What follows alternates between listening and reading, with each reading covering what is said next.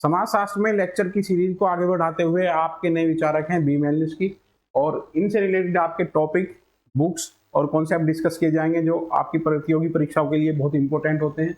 Man work की हम बात करते हैं, पहले लाइफ की बात करते हैं। इनकी 1884 से 1942 तक इनका लाइफ पीरियड रहा है। इनका एक विशेष अध्ययन ट्राइबल को लेकर के है, ट्राइब्स में जाकर के इन्होंने स्टडी की है, नेटिव अप्रोच को अपनाया है। और इनकी जो बुक लिखी गई है, ये इंपॉर्टेंट बुक उनमें से कुछ ये है। The family among the Australian Aborigines 1913, Argonauts of the Western Pacific 1922 की बुक है। Crime and custom in savage society, ये आपकी 1926 की बुक है। बुक्स से आपके यहाँ इनके टॉपिक हमें यहाँ पे मिल जाते हैं, किस किस टॉपिक को रिगार्डिंग बी मेलनिस्की का वर्क है और क्या इन्होंने मेथड अपनाया है। इस टाइप के क्वेश्चन ही आपसे यहाँ पे पूछे जाते हैं। मेथड की भी बात करेंगे आगे चल करके। ये इंपॉर्टेंट बुक है इनकी, sex and representation in savage society 1927 की बुक है। मोस्ट इंपॉर्टेंट क्वेश्चन है ये आपका, जो आपकी परीक्षाएं आती हैं उनके पॉइंट ऑफ व्यू से। नेट जीआरएफ की परीक्षा में कई बार इनका ये क्वेश्चन आपका पूछा गया है। The sexual life of sewage, ये इनकी इंपॉर्टेंट बुक है। Coral garden and there magic, magic में इन बुक का बहुत बड़ा काम है और फ्रेजर से कंपैरिजन किया जाता है। एक्सचेंज मेथड की भी बात की जाती है। और आगे चलेंगे तो क्या एक्सचेंज मेथड में क्या डिफरेंस है फ्रेजर को लेकर के और बी मेलनिस्की को लेकर के।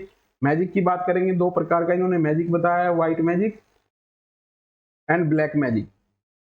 डिस्क्रिप्शन आपका नेक्स्ट उसमें आपका आने वाला है।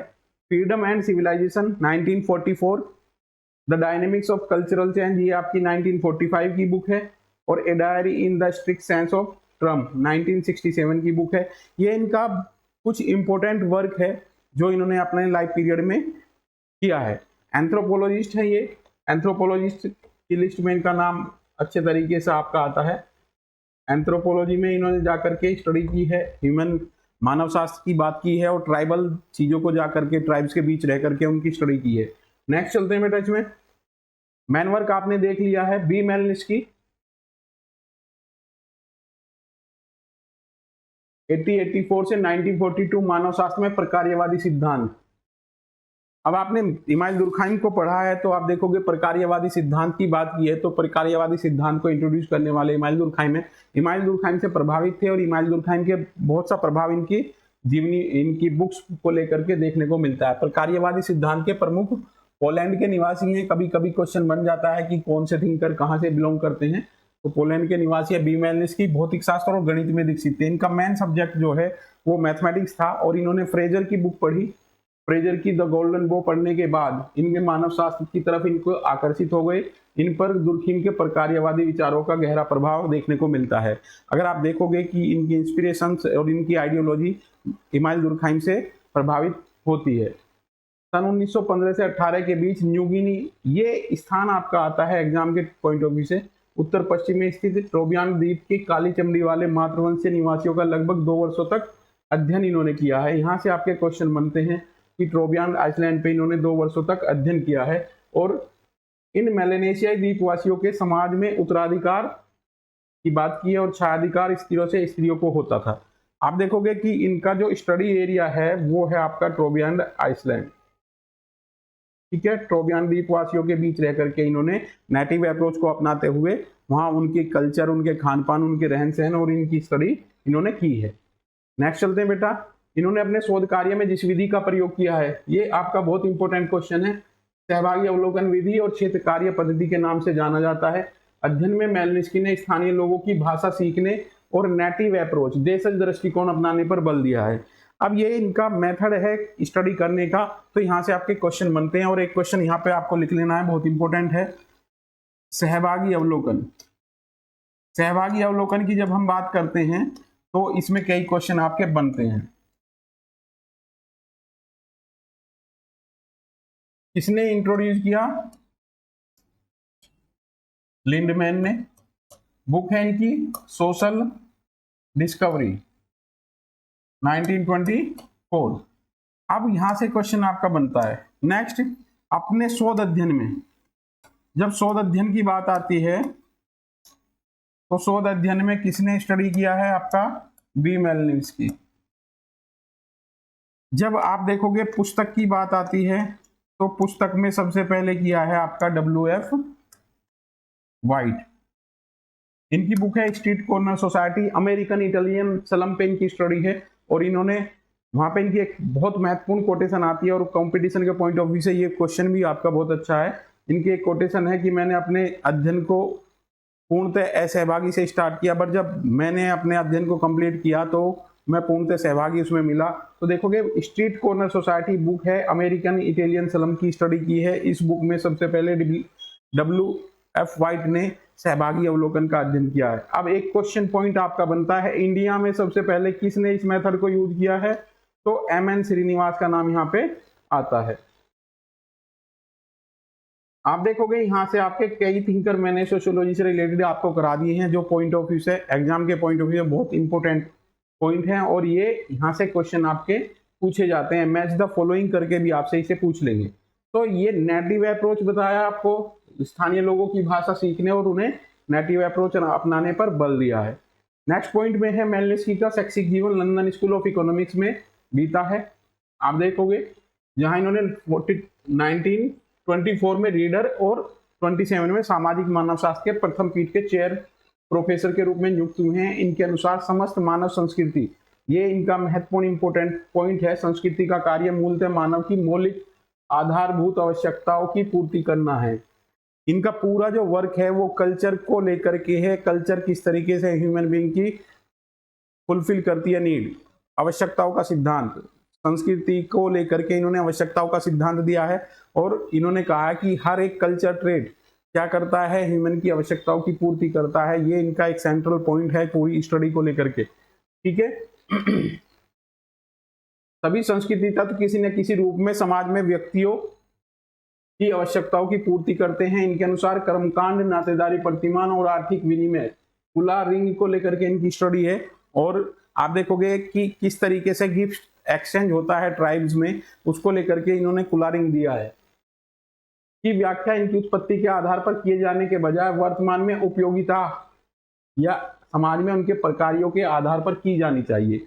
इनका फोकस ये है कि किसी भी जो नातेदारी प्रथा है, प्रतिमान है, कर्मकांड है, इकोनॉमिक एक्सचेंज है, उनका हम हिस्टोरिकल एनालिसिस ना करके प्रेजेंट टाइम में क्या उसका यूटिलाइजेशन है, उस बेसिस से हमें स्टडी करना चाहिए। मेलिन्स्की ने संस्थाओं के प्रकार्यवादी विश्लेषण वर्तमान में उनकी उपयोगिता के आधार पर किया है। ऐतिहासिक संदर्भ और महत्ता जानने में इनकी कोई रुचि नहीं ली है। उन्होंने किसी भी समाज के समस्त संतुलन को एक आदर्श के रूप में स्वीकार किया है। अब देखोगे इनकी जो अप्रोच है वो इमाइल दुर्खाइम की अप्रोच से कोरिलेट करती हुई नजर आती है। जैसा कि मैंने स्टार्टिंग में भी आपको बताया कि बी मेलिन्स्की की थ्योरी पर इमाइल दुर्खाइम के प्रकार्यवादी सिद्धांत का प्रभाव देखने को मिलता है। चलते बेटा नेक्स्ट में, मेलिन्स्की ने, अगर किसी बच्चे ने ये सभी स्लाइड की पूरी क्लास आपने ली है तो बी मेलिन्स्की नाम के जो विचारक हैं उनके पूरे कॉन्सेप्ट आपकी समझ में आ जाएंगे। ये एंथ्रोपोलॉजिकल स्टडी करते हैं, नेटिव अप्रोच को अपनाते हैं, सहभागी अवलोकन इन्होंने यूज किया है ट्राइबल स्टडी में। और इन्होंने आप देखोगे कि जो स्टडी किया है उनके बीच में रह करके उनकी कल्चर को स्टडी किया है, कल्चर की नीड थ्योरी इन्होंने दी, आवश्यकताओं का सिद्धांत दिया है। पूरा माइंड मैप आपका इसका किसी विचारक के प्रति तभी संभव हो पाता है जब आप उसे अच्छे तरीके से डीपली पढ़ते हैं। और ये एक प्रयास है कि आपको यहाँ अच्छे तरीके से बी मेलिन्स्की के बारे में क्लियर कट कॉन्सेप्ट बिल्डअप हो जाए। बी मेलिन्स्की ने ट्रोपियन द्वीपवासियों के यौन व्यवहारों का अध्ययन कर, आपने बुक पढ़ी है इनकी स्टार्टिंग में, यौन व्यवहारों का अध्ययन कर असभ्य समाज में यौन व्यवहार एवं दमन 1927 पुस्तक लिखी है। असभ्य समाज में अपराध और प्रथा, crime and custom in savage society 1926 में उन्होंने आदिवासी के समाजों में अपराधों का विश्लेषण किया है। इस बुक में ट्राइबल सोसाइटी में किस तरीके से क्राइम कंडक्ट होते हैं उनकी स्टडी की है। कोरल उद्यान और उनके जादू, ये आपकी 1933 में जादू का अध्ययन किया है। मैंने यहाँ पे आपको बताया 2 प्रकार के जादू इन्होंने डिस्कस किए हैं, व्हाइट मैजिक और ब्लैक मैजिक। समाज के ताने बाने की व्याख्या करने में मिथकों का भी विश्लेषण इन्होंने किया है। आप देखोगे लेवी स्ट्रॉस भी मिथक की बात करता है और ये भी बात करते हैं। तो सोशल स्ट्रक्चर जो बिल्डअप होती है उसमें मिथकों का रोल रहा है, ये इस तरीके से एक्सप्लेन करते हैं। मिथक सामाजिक व्यवस्थाओं को वैधता प्रदान करते हैं, बी मेलिन्स्की का कोट है, कंफ्यूजन में नहीं होना है, लेवी स्ट्रॉस को कोट नहीं करना है हमें यहाँ पे। आदिम समाजों में सामाजिक नियंत्रण की प्रक्रिया जटिल थी, ये आपका बी मेलिन्स्की है। एकल विवाह, एकल परिवार सर्वव्यापक हैं, ये बी मेलिन्स्की का कोटेशन है। बहुत इंपॉर्टेंट है ये परीक्षकों के पॉइंट ऑफ व्यू से, और ये आपके कोटेशन इनके बार बार रिपीट होते हैं, आते हैं। नेक्स्ट चलते हैं, जादू को भ्रांत तर्क पर आधारित ज्ञान कहा है, किसने? बी मेलिन्स्की ने। एक विवाह ही विवाह का सच्चा रूप रहा था और रहेगा, ये बी मेलिन्स्की की कोटेशन है। पीजीटी के एग्जाम में सबसे ज्यादा इस टाइप के क्वेश्चन आपके आते हैं, स्टेटमेंट कथन क्वेश्चन आपके आते हैं। ये मानव आवश्यकताएं प्रकार्य का आधार हैं, बी मेलिन्स्की, ये भी इंपॉर्टेंट है आपका। प्रत्येक प्रथा, भौतिक वस्तुएं, विचार और विश्वास किसी आवश्यक प्रकार्य को पूरा करते हैं, बी मेलिन्स्की, ये इनकी कोटेशन है। ठीक है। परिवार एक ऐसा समूह है जिसे मनुष्य पशु अवस्था से अपने साथ लाया है। फैमिली का जब आप टॉपिक करोगे तो फैमिली के इंपॉर्टेंट कोटेशन में एक इंपॉर्टेंट कोटेशन ये भी है आपका, फैमिली एक ऐसा समूह है जिसे मनुष्य पशु अवस्था से अपने साथ लाया है, ये बहुत महत्वपूर्ण कोटेशन है इनकी। धर्म क्रिया की एक विधि है, साथ ही ये विश्वासों की एक व्यवस्था भी है, और धर्म समाजशास्त्रीय घटना के साथ साथ व्यक्तिगत अनुभव भी है, बी मेलिन्स्की का कोटेशन है, बड़ा इंपॉर्टेंट कोटेशन है ये आपका। ठीक है। नेक्स्ट चलते हैं बेटा इसमें। कल्चर एलिमेंट क्या होता है बेटा? जब हम संस्कृति की बात करते हैं और संस्कृति तत्व की बात करते हैं,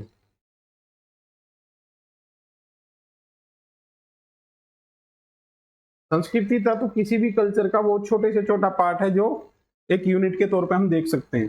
तो यहाँ पे इन्होंने सांस्कृतिक तत्व को एक्सप्लेन किया है, संस्कृति तत्व का प्रकार्यात्मक सिद्धांत प्रतिपादित किया है। इन्होंने कहा था कि कल्चर का कोई छोटे से छोटा पार्ट भी ह्यूमन की आवश्यकताओं को पूर्ति करता है, और ये फंक्शनल थ्योरी इनकी है। धर्म और समाज को एक मान लेने की भूल की है, बी मेलिन्स्की ने। प्रकार्यवादी सिद्धांत के प्रमुख हस्ताक्षर पोलैंड निवासी थे। ये कोटेशन ऐसी हैं कि जहां से क्वेश्चन बनता है पूरी थ्योरी में से, वहां से क्वेश्चन बना करके आपको इजी और सिंपल वे में समझाने की कोशिश की गई है। दुर्खिम के प्रकार्यवादी सिद्धांत के अनुयायी हैं, इनकी थ्योरी पर दुर्खिम के प्रकार्यवाद का प्रभाव देखने को मिलता है।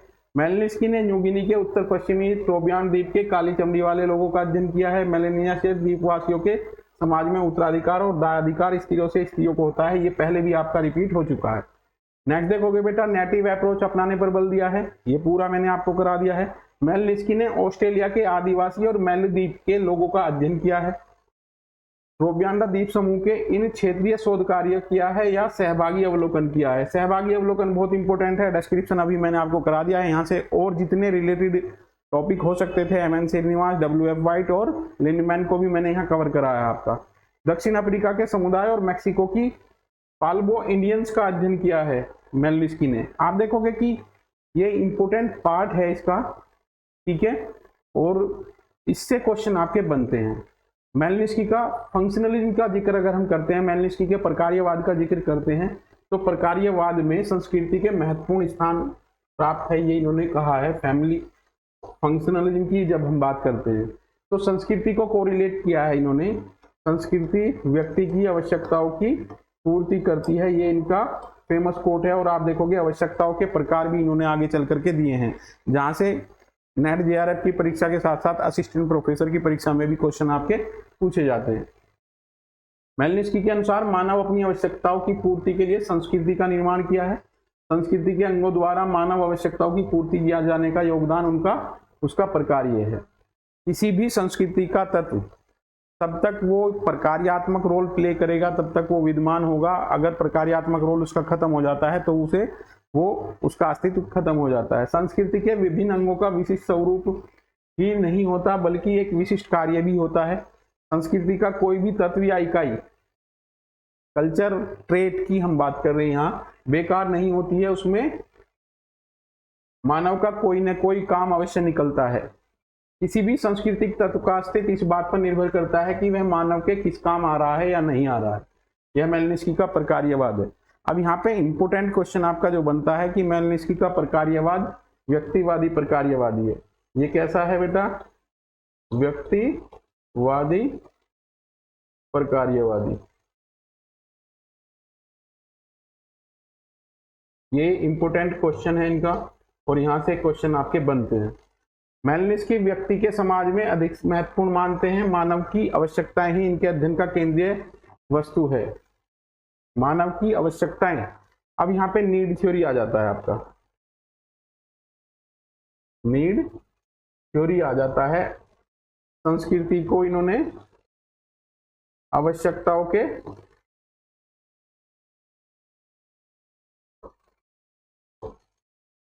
साथ जोड़ा है। और यहां से आपका क्वेश्चन बनता है विभिन्न कॉम्पिटिटिव एग्जाम को लेकर के, व्यक्तिवादी प्रकार्यवादी, सांस्कृतिक प्रकार्यवादी और जैविक सांस्कृतिक प्रकार्यवादी भी कहा जाता है। ये इंपोर्टेंट पार्ट है आपका, व्यक्तिवादी प्रकार्यवादी, सांस्कृतिक प्रकार्यवादी और जैव संस्कृति प्रकार्यवादी भी इन्हें कहा जाता है।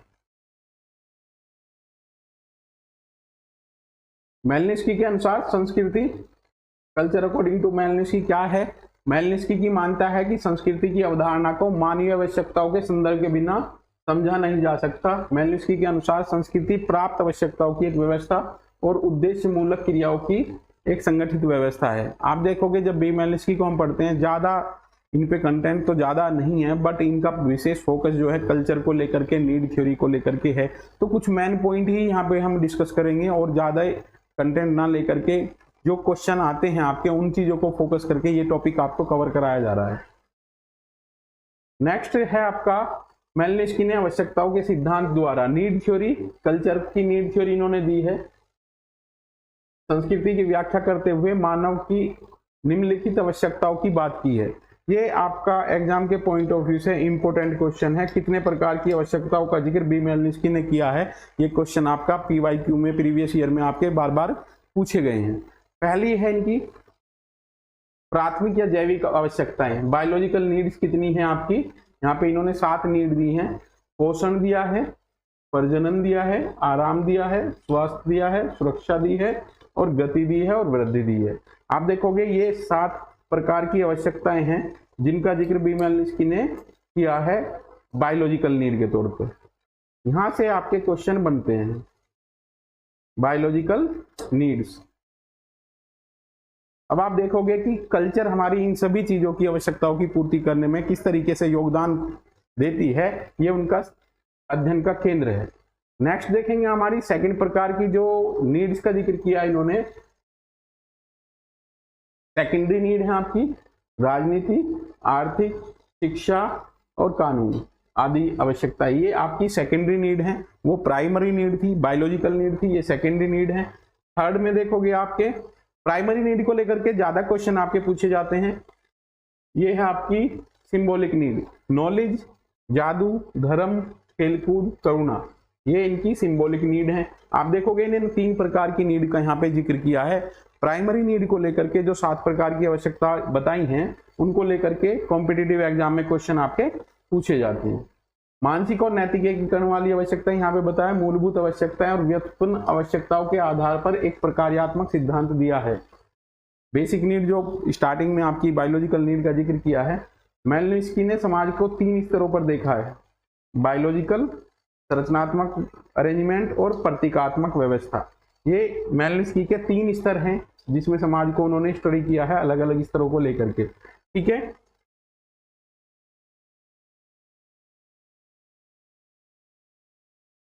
अब यहाँ पे बी मेलनिस्की का कंपैरिजन थोड़ा रेडिकली ब्राउन से यहाँ पे किया है। जैविक और मनोवैज्ञानिक तथ्यों के आधार पर ही मेलनिस्की को ब्राउन से अलग किया जाता है। अब जब हम इन दोनों थिंकर का कंपैरिजन करते हैं तो थोड़ा इन्हें अलग करने का जो श्रेय जाता है वो साइकोलॉजिकल पॉइंट ऑफ व्यू से जाता है और बायोलॉजिकल से। धर्म और जादू संबंधी विचार, इनका जो टॉपिक है जो हमें पढ़ना है, रिलीजन एंड मैजिक, इनके क्या विचार थे इस पोर्शन में यहाँ पे आपका फोकस किया गया है। जादू को इन्होंने डिस्कस किया है, 2 टाइप के यहाँ पे आपके जादू इन्होंने बताए हैं। मेलनिस्की के अनुसार धर्म किसी न किसी प्रकार की अलौकिक शक्ति पर विश्वास है, क्योंकि यह शक्ति अलौकिक है, इस कारण इसे भयभीत कराकर या ऐसे अन्य तरीके से वश में नहीं किया जा सकता। फिर भी उस शक्ति के सम्मुख सिर झुकाकर प्रार्थना या वंदना करके अपने पक्ष में लाया और आवश्यकताओं की पूर्ति की जा सकती है। ये रिलीजन के लिए इनका इंपोर्टेंट कोटेशन है। आप देखोगे रिलीजन के बारे में हम टायलर को भी पढ़ते हैं और इमाइल दुर्खाइम को तो आपने पढ़ा ही है। तो देखोगे रिलीजन के कंपैरिजन में ये स्टेटमेंट जो आते हैं, इनमें यहाँ से क्वेश्चन आपके बनने की संभावना होती है। आप देखोगे टायलर भी आध्यात्मिक शक्ति में विश्वास बताता है। मेलनिस्की के अनुसार जादू कुछ ऐसी शक्तियां हैं। अब यहाँ पे इन्होंने मैजिक को एक्सप्लेन किया है कि मैजिक किस तरीके से सोसाइटी में मिलता है, क्या है वो और क्या उसका फंक्शनल एस्पेक्ट है। जादू एक ऐसी शक्तियां भी होती है जो मनुष्य की शक्ति से अधिक शक्तिशाली तो है, परंतु इन पर निश्चित तरीके से अधिकार किया जा सकता है। इसलिए मानव इस शक्ति के समक्ष नतमस्तक होने के बजाय अपना अधिकार स्थापित करने तथा उद्देश्यों की आवश्यकताओं की पूर्ति करवाता है। इसी को हम जादू कहते हैं। आप दोनों कोटेशन से आपके रिलीजन और मैजिक के बीच में कंपैरिजन करने में हम सक्षम हैं। और क्या इन्होंने दोनों में अंतर किया है, यहाँ जादू को हम कंट्रोल कर सकते हैं, बट जो रिलीजन है हमारा, जो स्पिरिचुअल पावर है, उस पर हम कंट्रोल नहीं कर सकते। इस तरीके से इन्होंने ये दोनों कोटेशन आपकी एक्सप्लेन की हैं। मेलनिस्की धर्म और जादू के इस रूप में मानवीय आवश्यकताओं की पूर्ति के एक साधन के रूप में प्रस्तुत किया है। पूरी थीम का केंद्रीय बिंदु आपका क्या है, नीड थ्योरी है। चाहे वो आपकी कल्चर है, चाहे वो आपका रिलीजन है, चाहे जादू है। अब आप देखोगे बी मेलनिस्की ने ट्राइबल में जाकर के इन चीजों का अध्ययन किया और विशेष तौर पे नीड थ्योरी पे फोकस किया है। इन सभी पॉइंट्स को उन्होंने नीड की पूर्ति के लिए बताया है और इन चीजों पे फोकस किया। धर्म क्रिया का एक तरीका है और साथ ही विश्वासों की एक व्यवस्था, और धर्म समाजशास्त्रीय घटना के साथ साथ एक व्यक्तिगत अनुभव भी है। बी मेलनिस्की के इंपोर्टेंट कोट हैं और ये कोटेशन आपकी एग्जाम में आती हैं। जादू को एक्सप्लेन किया है यहाँ। जादू वह शक्ति है कुछ व्यवहारिक हितों की पूर्ति के लिए साधन के रूप में प्रयोग लाई जाती है। जादू के प्रकार जो अभी थोड़ी देर पहले हम डिस्कस कर रहे थे क्लास में, जादू के प्रकार काला जादू और सफेद जादू की बात की है। इसका उद्देश्य दूसरों को हानि पहुंचाना है। ब्लैक मैजिक जो आइडेंटिफाई होता है वो किसी व्यक्ति के लिए नुकसान पहुंचाने के लिए यूज किया जाता है एज ए इंस्ट्रूमेंट। समाज की स्वीकृति प्राप्त नहीं है, नेगेटिव तौर पे सोसाइटी में आइडेंटिफाई होता है। इन जादुओं को जादूकर अपने शत्रु के प्रति प्रयोग करता है। और नेक्स्ट है काले जादू के अंतर्गत टोना भूत प्रेतों की सिद्धि का भी सम्मिलित किया जाता है। तो ये आपका देखोगे सोसाइटी में ये नेगेटिवली आइडेंटिफाई किया जाता है। जबकि व्हाइट मैजिक जो है जीवन की अनिश्चितता और खतरों से रक्षा करने हेतु काम में लाया जाता है। प्रोबियन द्वीप समूह के लोग जब बाहर गहरे समुद्र में मछलियां पकड़ने जाते थे तो व्हाइट मैजिक का इस्तेमाल करते हैं अपनी सिक्योरिटी के लिए। तो ये एक इंपॉर्टेंट डिफरेंस है between the black magic and white magic. जब कोई जादू की शक्ति से कोई ऐसा चमत्कार दिखाता है कोई भी आशा नहीं कर सकता, तो इस श्रेणी के अंतर्गत लाया जाता है जो व्हाइट मैजिक है। व्हाइट मैजिक की नेचर बेसिकली इन्होंने बताई है कि वो किसी के नुकसान के लिए नहीं है, अपने सेफगार्ड के लिए व्यक्ति यूज करते हैं ट्राइबल सोसाइटी में। मेलनिस्की का मत है कि सांस्कृतिक परिवर्तन दो प्रकार के कारक और शक्तियों का परिणाम हो सकता है। ये इनकी पूरी थ्योरी दी गई है ताकि जिन बच्चों के पास जो मटेरियल नहीं है तो इस पीपीटी से आपको कंप्लीट मटेरियल मिल जाता है। और जो फोकस किया जा रहा है इसमें वो बिल्कुल मेन चीजों को लेकर के किया जाएगा। मेलनिस्की इस प्रक्रिया को प्रसार कहते हैं। ये टॉपिक आपका इंपॉर्टेंट है। इन्होंने प्रसारवादी जो एक्सटेंशन व्यू है इसको फोकस किया है। उसी को अमेरिका के अधिकतर मानवशास्त्री संस्कृतिकरण की प्रक्रिया भी मानते हैं। ये इंपॉर्टेंट कोट है।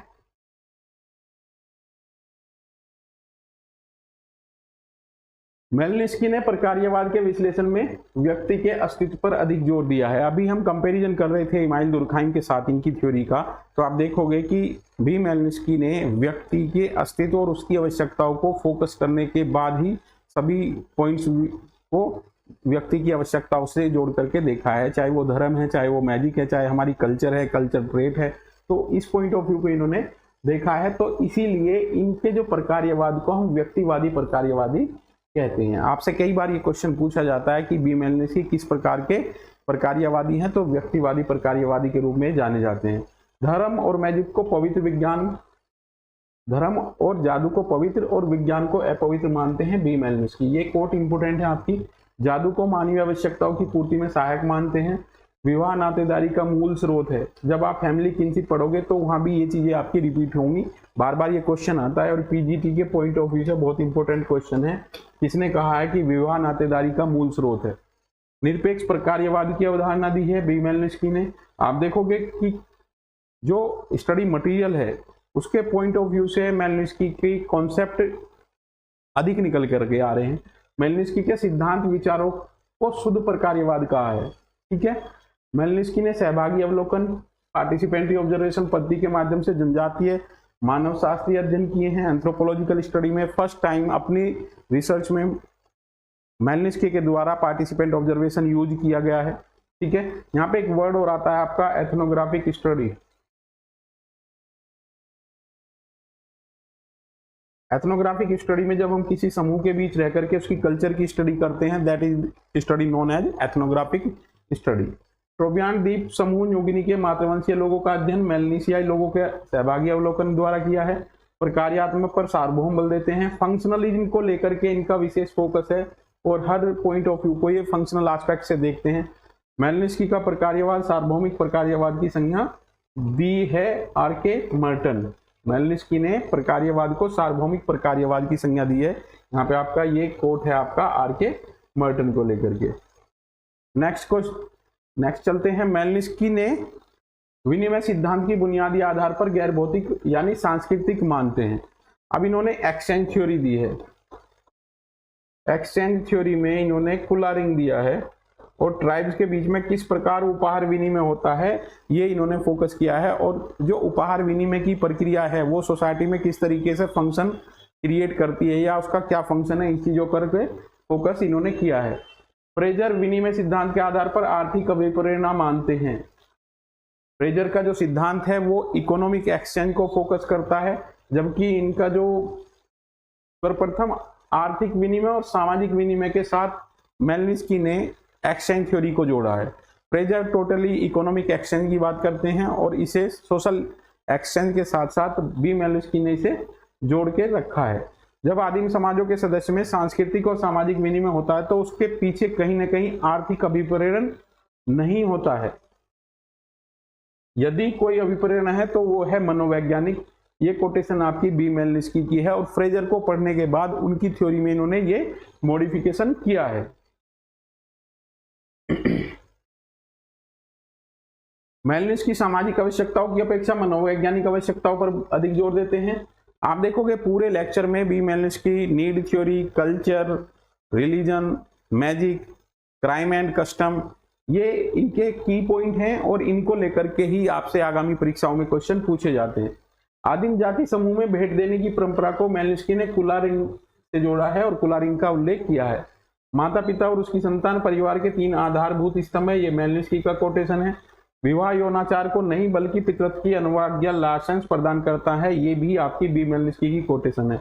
जो आपके छोटे एग्जाम टीजीटी, पीजीटी ये जो आपके आते हैं, पीजीटी में विशेष तौर पे बी मेलनेस्की के कथन इंपोर्टेंट है। ये कथन उस एग्जाम के पॉइंट ऑफ व्यू से ज्यादा आते हैं। टॉपिक भी इन्होंने कई कवर किए हैं, फैमिली, मैरिज, किनशिप, और आप देखोगे ये सोशल स्ट्रक्चर, कल्चर वगैरह भी इन्होंने काफी अच्छे तरीके से अपनी स्टडी में यूज किया है। और कल्चर की जो फंक्शनल थ्योरी है, नीड थ्योरी जो है, उसको अच्छे तरीके से इन्होंने यूज किया है और कल्चर के बारे में अच्छे से एक्सप्लेन किया है। बंधुता बीजगणित की अवधारणा के साथ नाम जुड़ा है। सर्वप्रथम प्रसारवाद का प्रयोग किया है, जिसे बाद में अमेरिकी लोगों ने संस्कृतिकरण के तौर पे जोड़ा है। एक विवाह ही विवाह का सच्चा स्वरूप रहा है, रहा था, रहेगा। परिवार ही एक ऐसा समूह है जिसे मनुष्य पशु अवस्था से साथ लाया है और प्रकार्यवादी विचारधारा का विकास अनुभव परक वास्तविकता के आधार पर किया है। बी मेलनेस्की का पूरा टॉपिक आपका ये है। अगर किसी बच्चे को कहीं मटेरियल नहीं मिलता है तो यहाँ से वो इस टॉपिक को अच्छे से कवर करके अपनी परीक्षाओं के लिए तैयार होकर के जा सकते हैं। और नेक्स्ट सीरीज में इनके क्वेश्चन मैं लेकर के आऊँगा, 25-30 जितने भी क्वेश्चन हैं वो इस टॉपिक को आपको कवर कर जाएंगे। और जितने भी आप तक क्वेश्चन इन पर पूछे गए हैं उनको कलेक्शन करके आपसे मिलते हैं नेक्स्ट क्लास में। Thank you.